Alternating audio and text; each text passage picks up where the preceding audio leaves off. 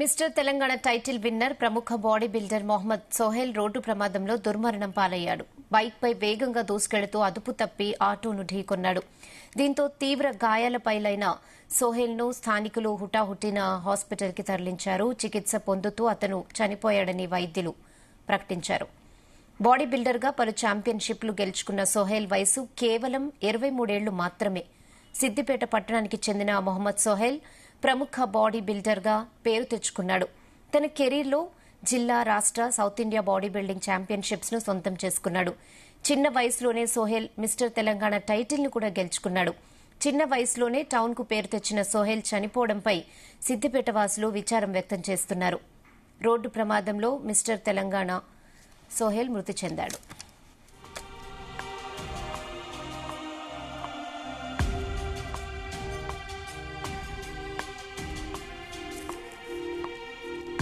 ఇదే విషయంపై మరిన్ని డీటెయిల్స్ మా ప్రతినిధి కరుణాకర్ అందిస్తారు. కరుణాకర్.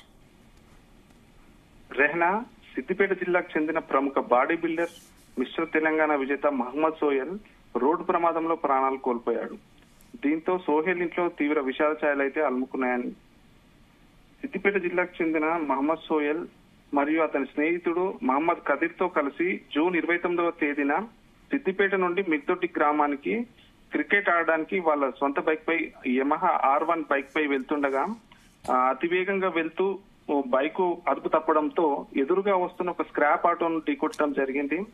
ఆ ఆటోను ఢీకొట్టడంతో వెంటనే వాళ్ళు తీవ్ర గాయాల పాలై రోడ్డుపై పడిపోయారు. అక్కడ స్థానికులు అయితే చూసి వెంటనే అంబులెన్స్ ఫోన్ చేశారు. 108 ఫోన్ చేసి ఆసుపత్రికి తరలించారు. అక్కడి నుంచి మళ్ళీ పరిస్థితి కొంచెం విషమించడంతో మొదటగా సిద్దిపేట ఆసుపత్రికి తరలించారు. తర్వాత పరిస్థితి కొంచెం విషమించడంతో హైదరాబాద్ నిమ్స్ హాస్పిటల్ కి తరలించారు. హైదరాబాద్ నిమ్స్ హాస్పిటల్లో నిన్నటి వరకు కూడా తనకి ట్రీట్మెంట్ అయితే వైద్యులు ట్రీట్మెంట్ అందించారు.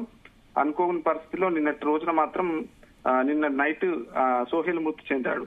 రెహనా, సోహెల్ జిల్లా స్థాయి, రాష్ట్ర స్థాయిలో దక్షిణ భారతదేశంలో బాడీ బిల్డింగ్ పోటీలో ఛాంపియన్షిప్ లో పాల్గొని మిస్టర్ తెలంగాణ బాడీ బిల్డర్షిప్ కూడా టైటిల్ కూడా తాను గెలుచుకున్నాడు. రెహనా. ఓకే కరుణాకర్.